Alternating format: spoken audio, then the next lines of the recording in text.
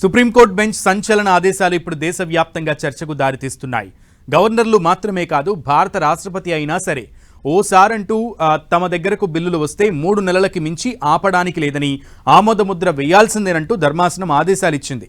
సత్వర చట్టాల రూపకల్పనకి ఇది మార్గంగా కొందరు అభిప్రాయపడుతుంటే, అసలు కోర్టులకు ఈ హక్కు ఉందా అనేటువంటి సందేహం కూడా వస్తోంది కొంతమందికి. తమిళనాడు గవర్నర్ రవి పెండింగ్లో పెట్టిన బిల్లుల వ్యవహారంపై మొదలైన సుప్రీం ఆదేశాల పరంపర నెక్స్ట్ ఇతర వ్యవస్థలకు కూడా మళ్లే అవకాశం ఉంది. ఆ వివరాలు ఈ స్టోరీలో చూడండి.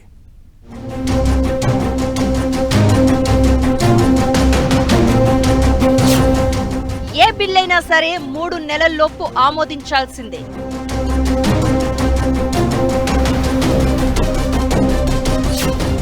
రాష్ట్రపతి కార్యాలయానికి కూడా డెడ్ లైన్ పెట్టేసిన supreme court.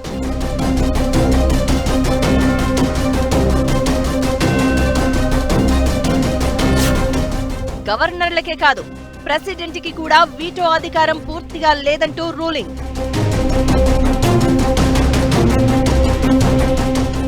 Justice JB Pardiwala, justice Mahadevan నేతృత్వంలో సుప్రీంకోర్టు బెంచ్ అసాధారణ ఆదేశాలు జారీ చేసింది.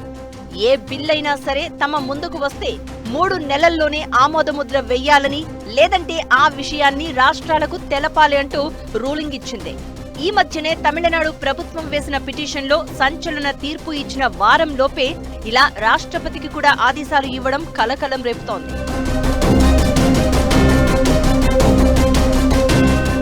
గవర్నర్ రాష్ట్రపతి పరిశీలన కోసం పంపిన బిల్లుల్ని పెండింగ్ లో పెట్టకుండా 3 నెలల్లోపే నిర్ణయం తీసుకోవాలని సుప్రీంకోర్టు తేల్చి చెప్పింది. ఆ బిల్లులను రిజర్వ్ చేసిన తేదీ నుండి 3 నెలల వ్యవధిలోపు రాష్ట్రపతి నిర్ణయం తీసుకోవాలని సుప్రీంకోర్టు ఆదేశాల్లో పేర్కొంది.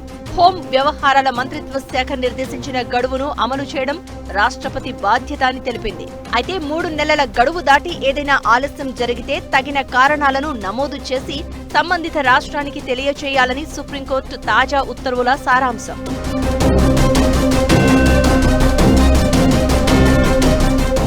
గవర్నర్లు పంపే బిల్లులపై నిర్దేశిత గడువులోగా ప్రెసిడెంట్ ఏ చర్య తీసుకోకపోతే రాష్ట్ర ప్రభుత్వాలు కోర్టులను ఆశ్రయించి రాష్ట్రపతికి వ్యతిరేకంగా రిట్ ఆఫ్ మాండమస్ కోసం రిట్ పిటిషన్లు దాఖలు చేయొచ్చని ధర్మాసనం చెప్పింది.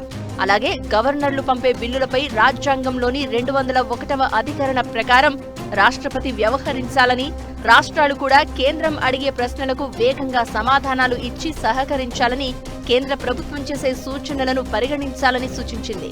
ఈ క్రమంలోనే సుప్రీంకోర్టు కేంద్రం, రాష్ట్రాల మధ్య సమస్యలు ఏమైనా ఉంటే మాట్లాడుకుని పరిష్కరించుకోవాలని సూచించింది కోర్టు. అంతేకాని బిల్లులు పెండింగ్ లో పెట్టడానికి వీల్లేదని తేల్చేసింది. గవర్నర్ రవి తమిళనాడు అసెంబ్లీ పంపిన 10 బిల్లుల్ని ఎటూ తేల్చకుండా పెండింగ్ లో పెట్టుకోవడంతో ఆయనపై ఆగ్రహం వ్యక్తం చేసిన సుప్రీంకోర్టు వాటిని ఆమోదిస్తున్నట్లు తెలిపింది. ఇప్పుడు దానికి కొనసాగింపుగా రాష్ట్రపతి వద్దకు వచ్చే బిల్లులపై స్పందించింది. తమిళనాడు గవర్నర్ విషయంలో ఇచ్చిన తీర్పును ఆన్లైన్లో సుప్రీం అప్లోడ్ చేసింది. మనం ఈ పరిణామాలని ఇంకాస్త డీప్ గా పరిశీలిస్తే రాబోయే రోజుల్లో పార్టీ ఫిరాయింపులపై జరిగే విచారణపై కూడా సుప్రీంకోర్టు దృష్టి సారించే అవకాశాలు ఉన్నాయి.